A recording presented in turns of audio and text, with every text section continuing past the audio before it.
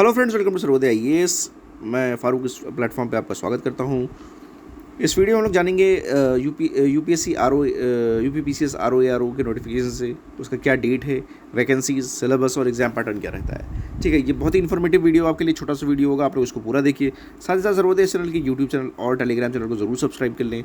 आपके लिए जो भी इनिशिएटिव्स होंगे फ्री ऑफ कॉस्ट होंगे वो सब आपको मिलते रहेंगे। ठीक है, स्टार्ट करते हैं इस वीडियो को। देखिए,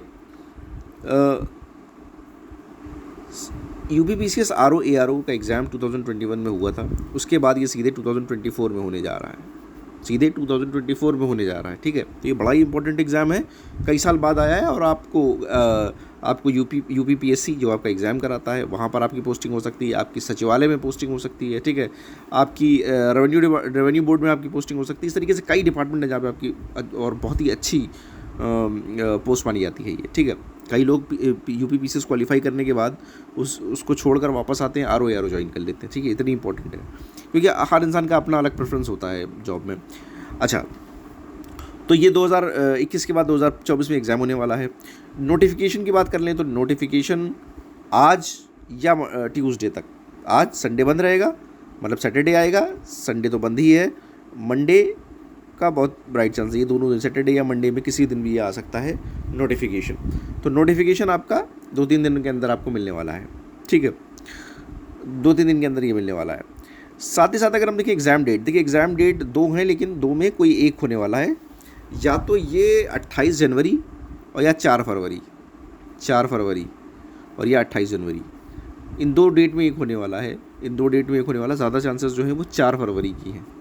ठीक है, 28 जनवरी और 4 फरवरी, ये 2 डेट इसके लिए प्रपोज्ड हैं। अब जो भी इन दोनों में जो भी आयोग डिसाइड कर ले, ज़्यादा चांसेस के हैं। ठीक है, इसके अलावा हम लोग देखते हैं वैकेंसीज़ के बारे में। देखिए, वैकेंसीज़ दिखाई तो जा रही हैं 180 181, लेकिन ऐसा नहीं है। आपका जो रिज़ल्ट आएगा वो आराम से 350 प्लस पोस्ट के लिए आएगा। 350 प्लस पोस्ट के लिए आपकी वैकेंसी जो मतलब प्रॉब्लम्स के रिज़ल्ट के आने से पहले जितनी ऐड होंगी, तो जो प्रॉब्लम्स का रिज़ल्ट बनेगा वो 350 प्लस बनेगा। ठीक है, लगभग 370 से 375 तक ये रिज़ल्ट बनेगा।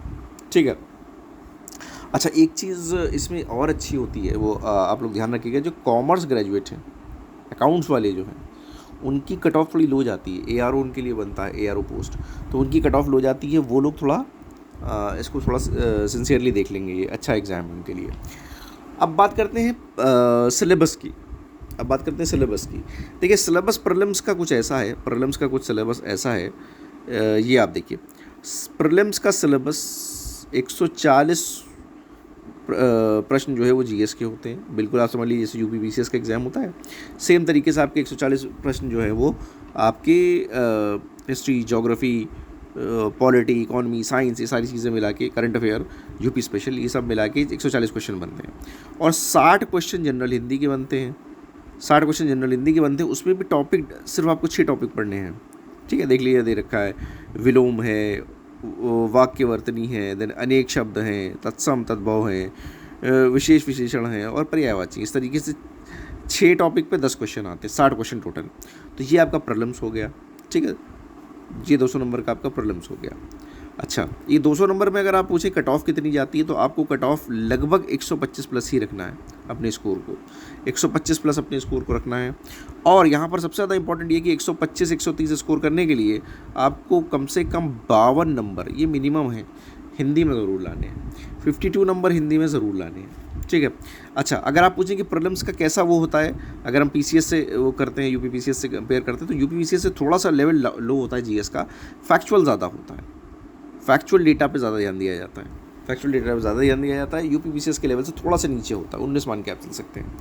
ठीक है, अब आते हैं मुख्य परीक्षा पे। देखिए, मुख्य परीक्षा कुछ ऐसी है कि मुख्य परीक्षा में सामान्य अध्ययन ऑब्जेक्टिव ही होता है 120 नंबर का, ऑब्जेक्टिव जीएस ऑब्जेक्टिव 120 नंबर।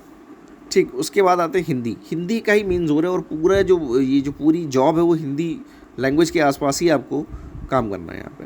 तो हिंदी में जनरल हिंदी और आलेखन एक पार्ट ये होता है इसका।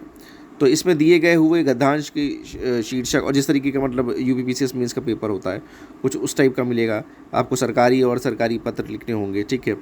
उसके बाद फिर आगे बढ़ते हैं तो आपको क्या करना है कि अंग्रेज़ी से हिंदी में, ठीक है, और हिंदी से अंग्रेज़ी में मुहावरे, लोकोक्तियाँ, फिर थोड़ा सा कंप्यूटर ज्ञान के ऊपर थोड़ा सा क्वेश्चन होता है। तो इस तरीके से करके खंड 1 होता है, ठीक। उसके बाद आता है खंड 2, खंड 2 आता है। अब इसमें क्या है, खंड 2 फिर वही चीज़ शुरू हो जाती है, विलोम, वाक्य, अनेक शब्द, तद्भव तत्सम, ये सब 12-12 अंक के होते हैं, ठीक। उसके बाद फिर आता है निबंध।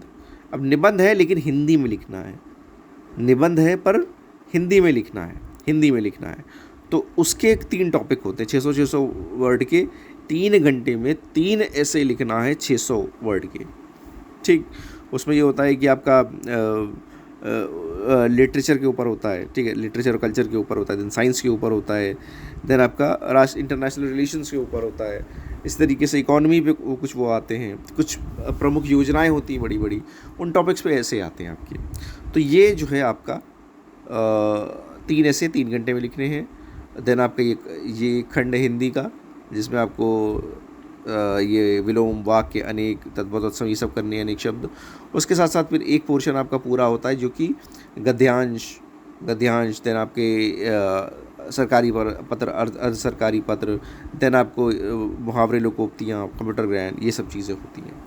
तो ये है आपका पैटर्न। अगर आप देखते हैं, पैटर्न देखते हैं, इसमें जिनकी हिंदी अच्छी है उनको थोड़ा सा एज रहता है उनके पास, इनकी हिंदी अच्छी है उनके पास थोड़ा एज रहता है। ऑफ कोर्स जिनकी जीएस अच्छी है उनके पास भी एक एज है कि आसानी से 140 नंबर में अच्छा स्कोर वो कर सकते हैं। तो ये लगभग सबके लिए अच्छा एक एग्ज़ाम है। आप लोग इसको मेहनत से करें, क्योंकि ये आता भी कई साल बाद है। तो अगर 3 साल बाद आ रहा है आपको, मतलब कि दिसंबर 2021 में इसका एग्ज़ाम हुआ था, उसके बाद फिर ये वापस फरवरी 2024 में हो रहा है, मतलब कि बहुत बड़े टाइम पीरियड की बात हो रहा है। तो आपको बड़े सिंसियरली इस एग्ज़ाम को देना है।